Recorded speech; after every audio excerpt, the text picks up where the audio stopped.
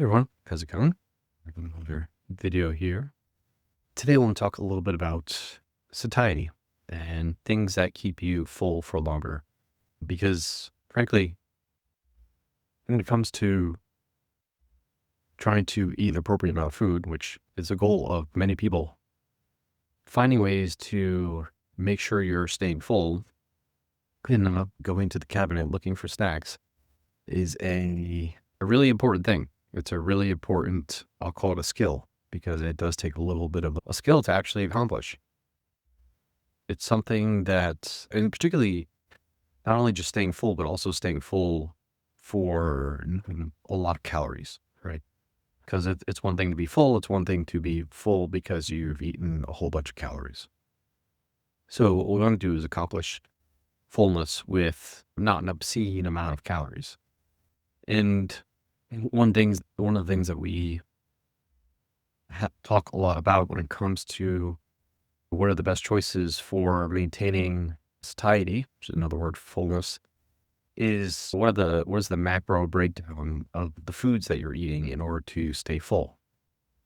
And there's a lot of things that go into fullness besides just the protein amount, the carbohydrates and the fats.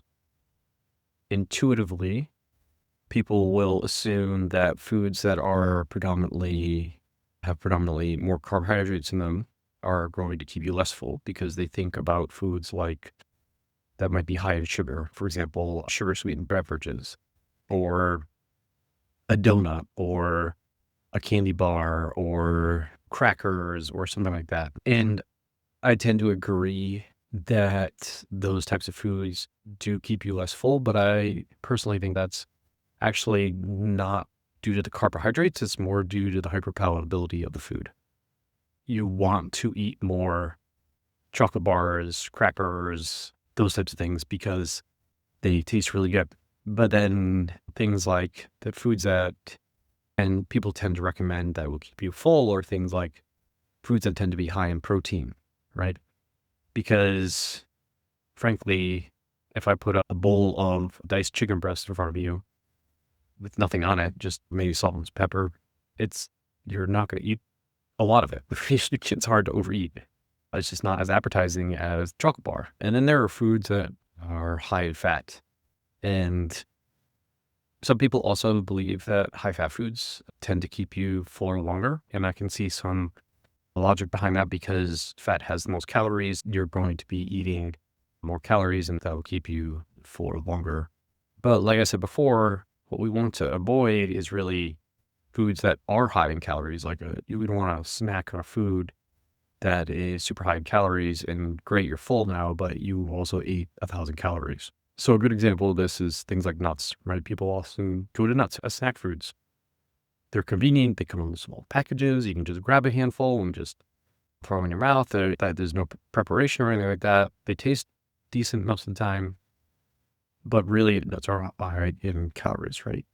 A handful of any kind of nut is going to be around 500 calories easily, right? And how many handfuls are those nuts that you're snacking on per day? If you just have them mindlessly on your desk, you're probably going to be eating 1,000 calories, maybe more a day for snacking on nuts. And calories do count. We have to keep that in mind as well, right?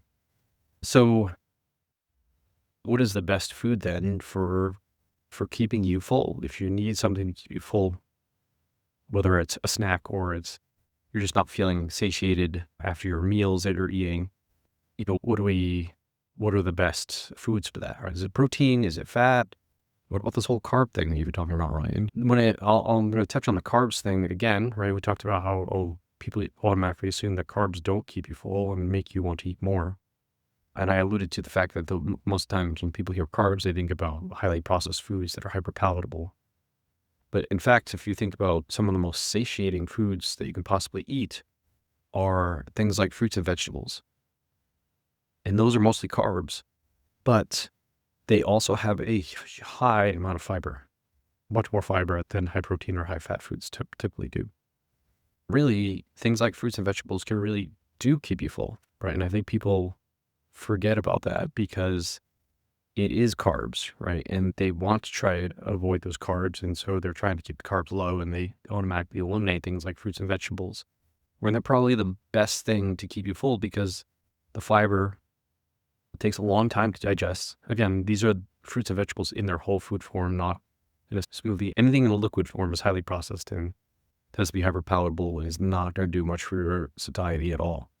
But if you're eating whole foods, like in their whole forms, fruits and vegetables, those have a great fullness effect, and they are super low in calories.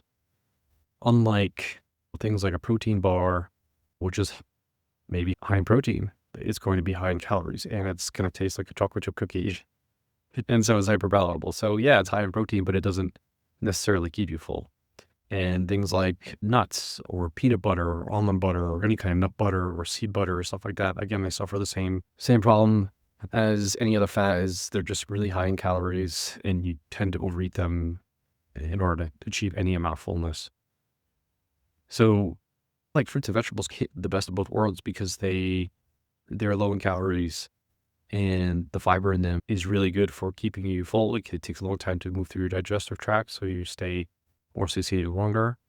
And in my opinion, those are the types of foods that you want when it comes to staying full. So if you're going to reach for a snack or something like that, baby carrots, great snack choice. An apple, another great snack choice. A bowl of berries, another awesome snack choice, very high in fiber. And using those as snacks are good. When you're thinking about staying full of your meals, you want to load up on the fruits and vegetables on your plate alongside a whole food protein, steak or chicken or pork or the equivalent vegetarian proteins, if that's your thing. You want to stay away from highly processed proteins. Like I said, protein bars, I mean, notoriously easy to overeat and tend to be much higher in calories, because they're not just high in protein, they're high in carbs and fats as well, typically. And protein powders, they work. They'll deliver as long as you're just putting protein powder in water. They'll deliver the protein. Again, it's not doing much from a satiety point of view, because it's just in a liquid form, and it's not really taking up much room in your stomach, and it doesn't take nearly as much time to digest. Whereas if you're eating a piece of steak or a piece of chicken or a piece of pork or a piece of fish or whatever, your body takes a lot of time to break that down, and that keeps you pretty full too. So when you're constructing meals, you want to build it around the veggies and the protein. And if you want to have some potatoes or squash or something along with that, also going to have some fiber along with them, perfectly fine. And then just use your fat as a condiment, if that's your thing, right? Put a little olive oil on your veggies, a little bit of butter on your potato, whatever. Keep it as a condiment. In my personal opinion, I just find fat to be too high in calories to really get enough satiety out of it. But that's just me. Everyone has their own preference. I know people who feel completely full having a really high fat meal, and personally, I'm more of a food volume person, and so I feel fullness over the amount of food that I actually get to eat. And so the volume is important, and with high fat foods, it's hard to do. So just wanted to convey that. I think it's an important topic to think about when it comes to health and wellness, just trying to stay full and whatnot. So if you find that interesting, you can sign up for my newsletter at rjbhealth.coach. Click on the schedule the newsletter tab at the top of the page. Schedule newsletter tab. Click on the newsletter tab at the top of the page, enter your email address, and sign up for the newsletter, and you get all the content that I put out on a weekly basis.